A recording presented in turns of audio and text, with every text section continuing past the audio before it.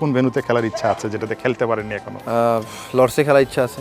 রিশাদের হাতে যদি কোনো ধরনের ম্যাজিক থাকতো বা জাদুর পরশ থাকতো, এটা তো আসলে হয় না, তারপরেও বলছি, তাহলে আপনার ক্যারিয়ারের কোন পার্টটা আপনি চেঞ্জ করে দিতে চাইতেন বা কোন বিষয়টা আপনি চেঞ্জ করতে চাইতেন? ক্যারিয়ার বলতে ক্রিকেট ক্যারিয়ারে কোনো কিছু চেঞ্জ করতাম না, ব্যক্তিগত লাইফে অনেক কিছু চেঞ্জ করার চেষ্টা করতাম। যেমন এলাকার অনেক কিছু চেঞ্জ করতে এবং দেশের অনেক জিনিস চেঞ্জ করতাম আর কি। রিশাদ কি রান্না করতে পারে? টুকটাক, আলহামদুলিল্লাহ।